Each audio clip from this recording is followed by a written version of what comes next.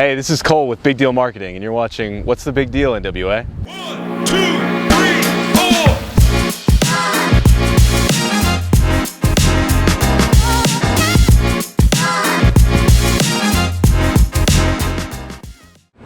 4. Hey y'all, this is Cole Brainerd with Big Deal Marketing, and I'm here with Ken, the Director of Brewing at Rendezvous Junction in Rogers, Arkansas. How you doing, Ken? I'm doing very well, thanks, Cole. That's awesome. So we found this little spot a couple years ago, and we've been frequenting it.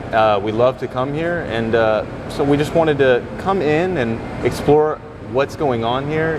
Ken, can you tell us a little bit about Rendezvous Junction and the history of this brewing company? Yeah, so Rendezvous Junction was opened in 2016. It was founded by my boss and kind of my mentor, Mike Pearson. Okay. He and his son-in-law, Levi, had gotten into making home brews after a trip to Denver and out west, where they really fell in love with the craft beer scene and decided they want to try it out on their own. That's awesome. They brewed for a few years at home and then eventually started a small brewery at what used to be Foster's Pint and Plate, which is now Angus Cantina. So that's where we started out in 2016, and up until about 2018, 2019 when Foster's Pint and Plate shut down. We continued to operate in a smaller capacity out of there until Mike actually approached me and asked me if I wanted to help him start this place. So awesome. We opened our tap room here in 2021. 2021. Well, the name Rendezvous Junction is pretty interesting to us. What's the story behind that? So Rendezvous Junction comes from the idea that we wanted to have a place for people to come together and meet each other. So Rendezvous Junction, you know, Cool. This is the place where we bring taste and buds together. Tasting buds. I love that. That's awesome. So what are some of your favorite beers to make, and what are some of your favorite beers to drink? So, you know, I started out drinking craft beer when I turned 21. Okay. You know, before that was whatever the guy with the fake ID had. But when I started drinking craft beer, it was all stouts, local stuff like the Ozark Cream Stout from Ozark Beer Cool. Company. That's awesome. And I developed like a taste for IPAs and sours and super heavy pastry stouts after over that. the board. Yeah, all over the board. Nice. But now anymore, you know, I'm in a brewery all day. I like to drink something light and simple. Like this is our Grillin' and Chillin' Light Lager. Chillin' Light Lager. I love Pilsners, I love Hellas's, but yeah, hey, cheers. Thanks, man. What kind of notes am I going to be tasting in this light lager when I go through it? So because it's a typical American light lager, what we really want you to taste is your kind of Bud Light, Miller Lite, Coors Light profile with that craft flavor and feel. So it's got a little bit more body to it than you would experience when you're drinking like a mass-produced light beer. It's got a little bit more hop profile, but it's super approachable for the person who's not a regular craft beer drinker. Interesting. I love that. Because it's light, because it's drinkable, I love it, and people around here do too. So That's sweet. So I know you guys are a part of the Arkansas Brewing Guild. What is your favorite part about being in the craft brew industry, and what are some things people might not know that goes into the everyday to-day workplace?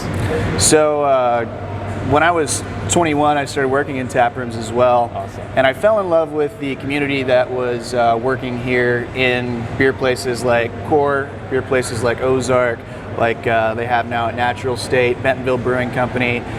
It's a really tight-knit community. We're super competitive, but we're also super collaborative. So there's a dozen guys I call right now and ask them for advice if I don't know how to do something, or if I was like, man, I really like this beer I had the other day, what the heck did you do to it? Nice. So that part of it, because we're not competing so much against each other as we are against the big guys at Miller Coors and AB InBev, Exactly. we're elevating each other as an industry by helping each other out, as well as competing with each other to have the best beer as well. Yeah, So, that's an interesting point. I've never considered that. The brewing industry scene is a little bit more tight-knit and reliant upon each other than most people would really expect. absolutely. I mean, as a minority market share Gotcha. of beer, we've got to make each other better so that we're more valid among beer drinkers who like to drink, you know, your old Natty Light. Yeah, you got to break into that industry of people who have settled upon the first beer that they were handed in college and have them experience something a little bit different. Yeah, we're trying to change the culture a little bit. What is the strangest pairing of flavors you guys have tried to bring to a beer in Rendezvous? So right now we actually have our Sweetie Pie Key Lime Pie Sour. That beer was one of the hardest beers I've ever brewed when we brewed it up to a big batch, but it's got 100 pounds of graham cracker. It's got lactose, so milk sugar, Corinthi cinnamon. It's got things like, well, what else is in there? You got your cinnamon, Madagascar vanilla bean. That stuff really helps to set it off. Secret ingredient. Key okay. lime juice, oh yeah. And we hand scrape it all too, so those beans come whole. It's not an easy job. We're gonna have to blur the secret ingredient out of the filming so nobody can get it. That's all right, that's all right. They can know. So it's for people that like dessert after dinner and a drink after dessert, but this is everything in one. Absolutely. It's the key lime. It's a super complex beer, and it does taste like you're drinking key lime pie. That's awesome. And you guys have some of that on tap? Absolutely, it's on tap right now. That's awesome. How have you experienced the Northwest Arkansas culture as it plays into the brew scene? Well, so there's a lot of beer festivals out there. Yeah. And a lot of people, I mean, and craft beer is like, cool. It is so we see a lot of people. We have had a few local celebrities come by every once in a while. Cool. But I think mostly it's tying in your community of bikers who really like craft beer. You see that with places like Bike Rack. You get a Columbus House as well down in Fayetteville. But really, it's more of your middle age. Maybe I don't want to go out and really party hard late at night. I just want to go have a nice beer and hang out. So we try to create an environment, a community. You mentioned winter time, so we've got a big indoor space. People can still stay cozy when it's cold outside. Yeah, but, that's awesome. Yeah. So I know a lot of breweries are a part of what's called the Northwest Arkansas Ale Trail. It's where you can go on a day or 2-day jaunt, a weekend trip across Northwest Arkansas and stop by every brewery in the area. Do you guys have any plans to join the Ale Trail and get on that passport system? Absolutely. So we actually technically joined the Ale Trail very recently. So they've got a new round of books coming out. So be sure to go and pick up your new books next time you're at the Chamber of Commerce or down at a brewery who carries them. But we do have a really nice stamp. So we'll stamp you if you come in here. And if you got your old book, I'm sure we can find another place to put it too. So we're on the Ale Trail now, and we're glad to be a part of that with all of our other fellow breweries here in Northwest Arkansas. That's awesome. Well, I really love this beer, and I got to see how it's made. So do you think you could give me some behind the scenes? Absolutely. Come on back and I'll show you. Yeah, let's do it.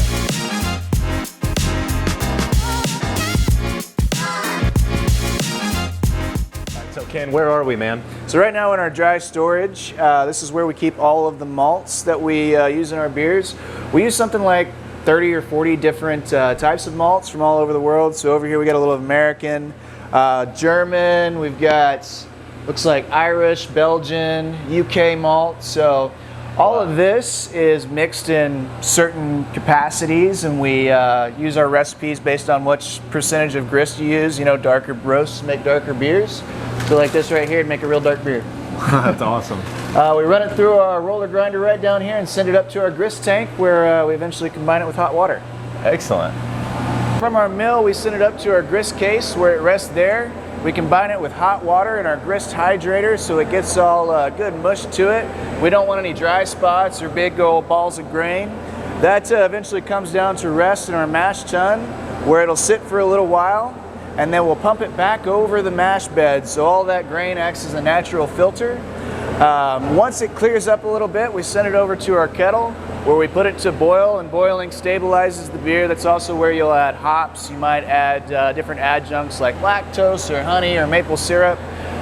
Today we're actually making a kettle sour. So kettle sours will stay in the kettle at around 95 degrees for 3 days until the lactobacillus, which will pitch in a little while, actually sours the beer naturally. Wow. Yeah. Scientific, very scientific. From there, we pull it through our heat exchanger, cool it way down, send it out to one of these fermenters where we'll add yeasts and other adjuncts like that cinnamon I was talking about earlier. And it ferments for about 3 weeks to a month. Then we cold crash it, so we cool it way down, get it to about 33 degrees, and then we take any leftover particulate out of there through these bottom hatches and carbonate it later, and then you got a done beer. That's awesome. Put it in a keg and put it in a glass. So do you want to take us through and show us some of the beers that you've got going on right now? So in this fermenter right here, we're working on our Lollygagger Double IPA. So it's still fermenting, so you're gonna have a lot of yeast still left over in there, but you're gonna be able to taste some of the hops that are in there and a little bit of that bitterness left over from the boil. Right here. Cheers it up. Cheers.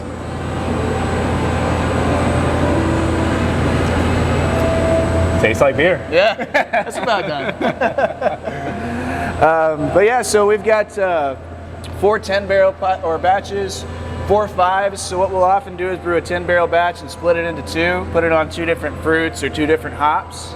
And then over here is our pilot batch system, which is really cool because we're able to make all kinds of new beers without really worrying if it's going to turn out, like, if it turns out bad, then flush it down the drain and start over, you know? That's awesome. So it seems like you have to be a little bit of a mad scientist to start experimenting in the kitchen with beers. Absolutely. I think the cellar, or where all the fermenters are, as a buddy of mine says the cellar is where the art happens. Most of the science happens up in the brew house. Nice. So, yeah. That's awesome. So what do we have here, Ken? So over here, these are what are known as fooders. These are all handcrafted in St. Louis, Missouri. They are all American white oak barrels that are used for aging beers. What the special thing about fooders is that we can do what's called a Solera on an oak. So this will fill with a full batch of beer. We'll also pitch certain yeast called Brettanomyces. It's a very pervasive yeast, and a lot of brewers don't like to use it because it can cause infections, but we're good cleaners around here. Nice. So this is filled with beer that will eventually sour and develop some really funky characteristics. And then when we're ready and we think it's ready to go, we'll empty about half of it, and then we'll put new beer on top of it. So it's kind of like a sourdough starter. Cool. You know, so it's always working. It's developing new characteristics as the different generations of yeast propagate. So the longer it goes, the longer you guys keep running it, the more complex it'll taste. Absolutely. That's Absolutely. awesome. That's exactly it. Eventually, it'll become our own in-house strain that lives in this American white oak. Making life. Yeah. Right here at Rendezvous Junction. All right, Ken, it's been really awesome talking to you, man. Where can people find you on social media? So you can find us on Instagram. Just search at Rendezvous Junction is our handle. You can also find us on Facebook. We have a website out there, rendezvousjunction.com. Keep an eye out. We have lots of different events coming up. We also do bingo on Tuesdays and trivia on Wednesdays with our employee MC, old Stevie B. He's a really good entertainer, so we'll have you out. Hey, catch old Stevie B, guys. All right, only thing left to do is cheers. Cheers. This is Cole Brainerd with Big Deal Marketing, and you're watching What's the Big Deal NWA.